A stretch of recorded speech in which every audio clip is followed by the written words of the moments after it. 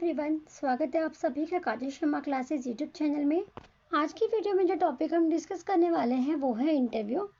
इसको आप tools of evaluation भी ले सकते हो या फिर इंटरव्यू मेथड भी आप बोल सकते हैं। तो चलिए डिस्कस करते हैं। इंटरव्यू को हिंदी में साक्षात्कार कहा जाता है। The word interview is made up of two words. Interview शब्द दो शब्दों से मिलकर बना है। Inter plus view. Inter means internal and view means to observe. Inter का मतलब होता है अपने अंदर का यानी कि आंतरिक व्यू, एंड व्यू का मतलब होता है टू ऑब्जर्व यानी खुद के बारे में जानना, खुद को समझना, किसी व्यक्ति के आंतरिक भाग को जानना, मतलब उसके मन में क्या चला हुआ है, उसका नेचर कैसा है, तो उसको ऑब्जर्व करना ही इंटरव्यू कहलाता है। दस the literal meaning of interview is internal observation. इसीलिए अगर शाब्दिक अर्थ पर जाएं तो साक्षात्कार का अर्थ होता है इंटरनल ऑब्जर्वेशन यानी किसी के बारे में आंतरिक रूप से जानना। Meaning of interview is internal observation and this makes it clear that interview is a method through which we gain knowledge of the experiences and thoughts. और इस प्रकार हम कह सकते हैं कि इंटरव्यू एक ऐसा मेथड है जहाँ से हमें नॉलेज मिलती है, एक्सपीरियंसेस मिलती हैं, तो इसे कहा जाता है इंटरव्यू। नेक्स्ट है डेफिनेशन ऑफ इंटरव्यू। इंटरव्यू की डेफिनेशन करेंगे। फर्स्ट डेफिनेशन है according to Chaplin, interview is a face to face interaction whose purpose is to obtain factual information. यानी जो डेफिनेशन है चैपलिन के अनुसार दी गई थी, वो कहते हैं कि इंटरव्यू क्या है, एक कन्वर्सेशन है जहाँ पर व्यक्ति फेस टू फेस बातें करते हैं, फेस टू फेस वार्तालाप करते हैं, और जिसका पर्पस क्या है, जानकारी प्राप्त करना, फैक्चुअल इंफॉर्मेशन, यानी जहां पर आप इंफॉर्मेशन प्राप्त करते हो। नेक्स्ट जो डेफिनेशन है वो गुड एंड हैड के द्वारा दी गई थी। Basically an interview is a process of social interaction. Good और हैड मानते हैं कि जो इंटरव्यू है वो एक सोशल इंटरेक्शन है यानी कि सामाजिक अंतःक्रिया होती है। नेक्स्ट है कैरेक्टरिस्टिक्स ऑफ इंटरव्यू। कैरेक्टरिस्टिक्स क्या होते हैं इंटरव्यू के? फर्स्ट कैरेक्टरिस्टिक है टू और मोर पर्सन, यानी कि जब इंटरव्यू की बात करें वहाँ पर क्या होता है, आप इंटरव्यू खुद का तो लोगे नहीं, तो इंटरव्यू में क्या होता है, जब भी इंटरव्यू लिया जाता है तो वहाँ पर दो या दो से ज़्यादा व्यक्ति होते हैं। So there are at least two persons in an interview. First one is the interviewer, यानी जो एक व्यक्ति होता है वो इंटरव्यू लेने वाला होता है जिसको आप इंटरव्यूअर कहते हैं, और जो सेकंड होता है वो होता है इंटरव्यूई, यानी कि जो इंटरव्यू देने वाला होता है। किसी भी रिसर्च में या फिर कहीं पर भी हम इंटरव्यू की बात करें तो दो पर्सन का होना मस्ट होता है, तभी इंटरव्यू लिया जाता है। नेक्स्ट आता है डाटा कलेक्शन, यानी इसकी सेकंड विशेषता, सेकंड कैरेक्टरिस्टिक है डाटा कलेक्शन, जहाँ पर आप डाटा कलेक्ट करते हो यानी कि तथ्यों का संकलन करते हो। जैसे in the interview technique along with the progress of the interview data और फैक्ट्स आर ऑल्सो कलेक्टेड, यानी वहाँ से डाटा और फैक्ट्स कलेक्टेड किए जाते हैं। The interviewer can collect the data is written form और with the help of various devices, यानी जो इंटरव्यूअर होते हैं, इंटरव्यू लेने वाले होते हैं, वो किसी भी टूल की हेल्प ले सकते हैं, या फिर वो मान लीजिए कंप्यूटर में इंटरव्यू का जो डाटा होता है वो कलेक्ट कर लेंगे, या फिर रिटन फॉर्म में, तो इंटरव्यू का डाटा कलेक्ट किया जाता है। फिर नेक्स्ट कैरेक्टरिस्टिक है सिस्टमेटिक टेक्निक। इंटरव्यू एक सिस्टमेटिक टेक्निक है यानी कि क्रमबद्ध प्रविधि है। क्रमबद्ध प्रविधि कैसे है? जैसे इंटरव्यू होता है पूरा सीक्वेंस में लिया जाता है, 2-3 राउंड भी होते हैं इंटरव्यू के, तो सिस्टमेटिक फॉर्म में इंटरव्यू लिया जाता है। जैसे interview is a systematic technique by which the interviewer directly asks the subject about his problem and receives direct and internal knowledge.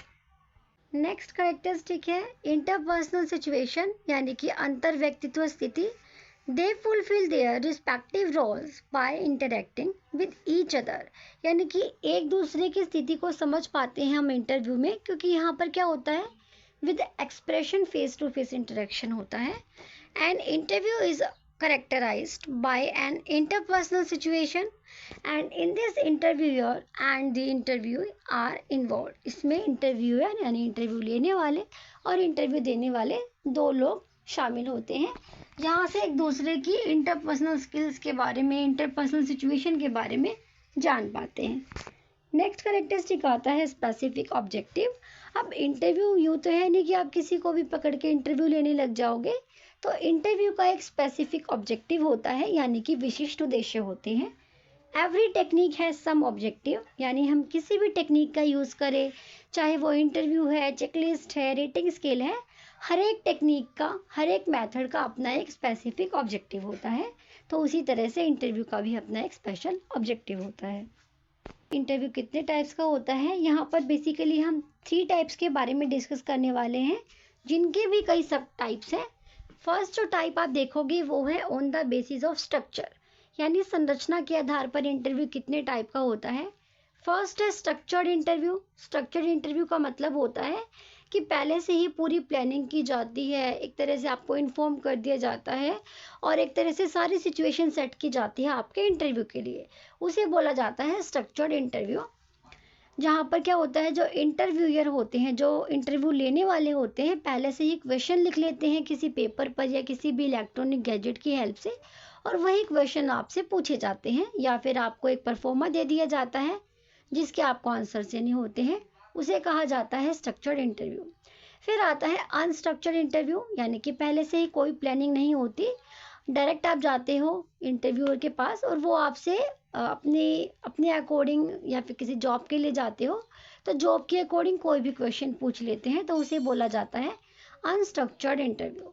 Then आता है सेमी प्रोटेक्टेड इंटरव्यू या फिर सेंट्रलाइज्ड इंटरव्यू, जिसको बोला जाता है अर्ध संरचित या फिर केंद्रित इंटरव्यू।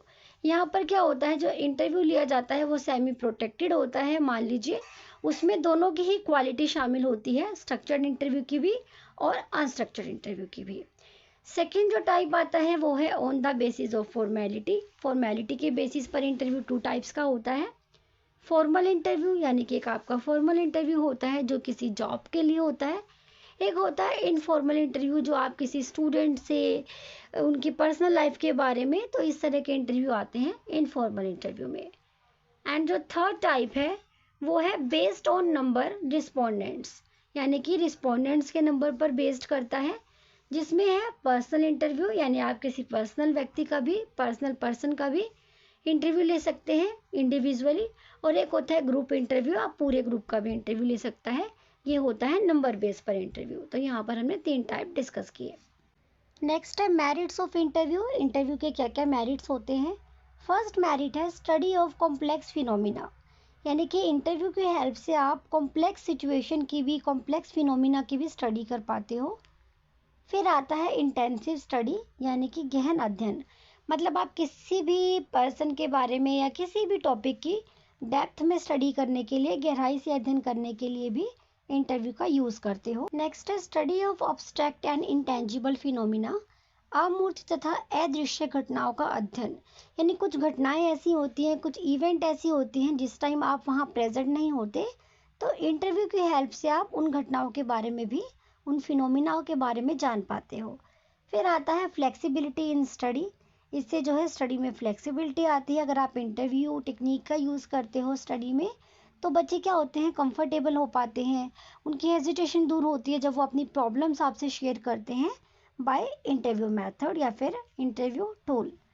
फिर आएगा knowledge of secret experiences and events.